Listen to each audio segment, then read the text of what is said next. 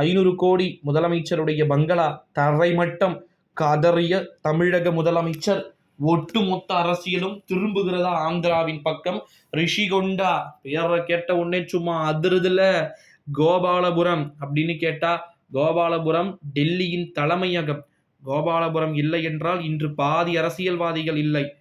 இந்திரா காந்தி முதல் மோடி வரை கோபாலபுரத்திற்கு வந்திருக்கிறார்கள். உங்களுக்கு தெரிந்திருக்கும் அப்படின்னு வந்து நினைக்கிறேன். இந்த ஒரு சூழ்நிலையில தான் 500 கோடி அளவிற்கு முதலமைச்சருடைய பங்களாவை எந்த நேரத்திலும் வந்து பார்த்தீங்கன்னா இடித்து தரைமட்டமாக்கப்படுவதற்கு வாய்ப்புகளும் சாத்தியக்கூறுகளும் இருப்பதாக நமக்கு தகவல்கள் என்பது வெளியாகியிருக்கு. ஆந்திரா மாநிலத்துடைய ஏன் ஒட்டுமொத்த பார்வையை நான் பார்க்கணும்னு சொல்றேன்னா, ஒரு மிகப்பெரிய ஒரு லீடர், இளம் புயல், எப்படி இளம் புயலாக இருக்கக்கூடிய நபர், இளம் புயல் என்று வர்ணிக்கப்பட்டவர் இன்று அழிய வேண்டிய ஒரு சில சூழல்களுக்கு தள்ளப்பட்டிருக்கிறார் அப்படின்னு சொல்லும்போது ரொம்பவே ஒரு கவலைக்கிடமான ஒரு சில சூழல்கள் என்பது வந்து பார்த்திங்கன்னா நமக்கு தென்படுகிறது அப்படின்னே வந்து சொல்லலாம்.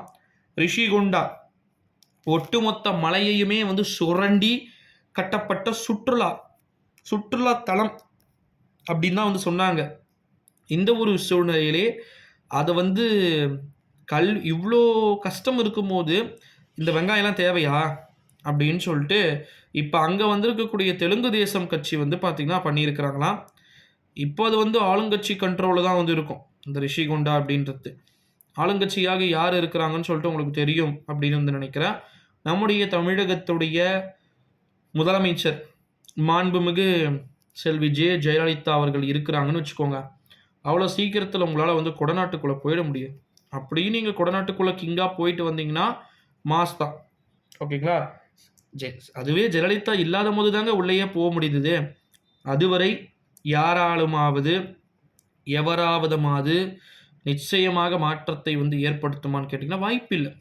இந்த ஒரு சூழ்நிலையில தான் நம்முடைய தமிழகத்தை பொறுத்த வரைக்கும் 500 கோடி அளவிற்கு முதலமைச்சரின் பங்களா, தமிழகத்தின் முதலமைச்சர் அல்ல, ஆந்திராவின் முதலமைச்சரின் பங்களா ஒட்டுமொத்தமாக இடித்து தரைமட்டமாக்கப்படலாம் அப்படின்னு சொல்லிட்டு நமக்கு தகவல்கள் என்பது கிடைக்க பெற்றிருக்கிறது அப்படின்னே வந்து சொல்லலாம் நண்பர்களே.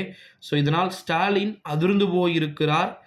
நமக்கு என்னவெல்லாம் காத்து கொண்டு இருக்கிறதோ அப்படின்னு சொல்லிட்டு, நமக்கு என்னென்னவெல்லாம் நடக்கப் போகிறதோ அப்படின்னு சொல்லிட்டு தொடர்ந்து ஒரு அதிருப்தியின் உச்சியிலே இருப்பதாக தகவல்கள் என்பது நமக்கு கிடைக்க பெற்றிருக்கு.